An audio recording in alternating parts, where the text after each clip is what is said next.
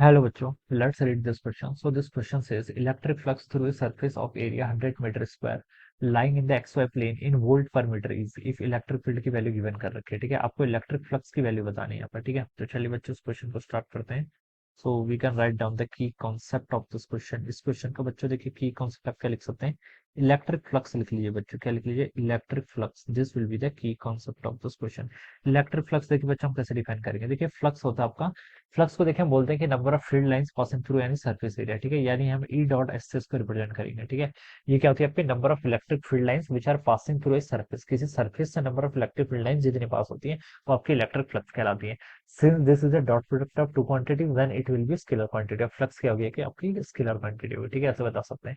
ठीक है, देखिए इसको मैं डायग्राम के थ्रू भी आपको ना एक्सप्लेन करके बता सकता हूँ। ये मान लीजिए मेरे एक्स एक्सिस है, ये वाई एक्सिस है, जेड एक्सिस है। ठीक है, ये क्वेश्चन देखिए बेसिक तो आप मैथ से भी कर सकते हैं। मैथ से देखिए कैसे करेंगे, पहले मैथ से कर लेते हैं। इलेक्ट्रिक फील्ड देखिए आपको गिवन कर रहे थे कितना, आई कैप प्लस आपका रूट 2 जे कैप प्लस आपका रूट 3 के कैप, ये आ गया। ठीक है, टाइम्स डॉट प्रोडक्ट किसके साथ, एस एस वेक्टर के साथ।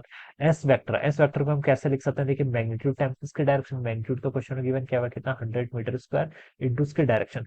देखिए एक्स वाई प्लेन पर लाई कर रहा है, क्वेश्चन में बोला गया। ठीक है, एक्स वाई प्लेन पर मतलब ऐसे लाई कर रहा होगा। ठीक है, ये मान लीजिए आपका एरिया है तो ठीक है, ये आपका स्ट्रिप है। ठीक है, ये आपका एरिया क्वेश्चन में गिवन कर रखा है, क्रॉस सेक्शन। ठीक है, इसकी देखिए एरिया वेक्टर की डायरेक्शन ऑलवेज परपेंडिकुलर होती है। ये एक्स वाई प्लेन पर लाई कर रहा है तो उसके परपेंडिकुलर डायरेक्शन में इसका एरिया वेक्टर होगा, तो आइदर जेड होगा या फिर पीछे की तरफ माइनस जेड होगा। ठीक है, अब कन्वीनियंस के लिए देखिए आप क्या लेंगे, प्लस जेड ले लेंगे ऑलवेज। ठीक है, तो मैंने इसको मान लिया कि इसका एरिया वेक्टर बाहर की तरफ है। ठीक है, तो इसकी डायरेक्शन क्या आ जाएगी, एक्स वाई प्लेन क्वेश्चन में बोला गया तो एरिया वेक्टर की डायरेक्शन के या माइनस के होगी। आप के ले लीजिए कन्वीनियंस के लिए। ठीक है, कुछ भी ले सकते हैं। ठीक है, तो इसको देखिए यहाँ पर मल्टीप्लाई कर लीजिए, कितना देगा आपका 100 के कैप के इक्वल। ठीक है, तो देखिए अगर मैं इसको मल्टीप्लाई कर रहा हूँ, ठीक है, तो आई डॉट के 0 के इक्वल, जे डॉट के 0 के इक्वल, और रूट 3 इंटू 100 करूंगा तो कितना 100 रूट 3 के डॉट के 1 के इक्वल होता है, तो इतना आ जाएगा 100 रूट 3। ठीक है, तो इसकी वैल्यू कितनी आ गई आपकी, 100 रूट 3 होता है आपका 1.73 के इक्वल, तो ये आपका 173.2 बोल दीजिए। ठीक है, दी ये आपका फ्लक्स हो जाएगा आंसर। ठीक है, तो ये इसका क्या हो जाएगा आंसर, जो कि आपको सी ऑप्शन पे गिवन किया हुआ। ठीक है,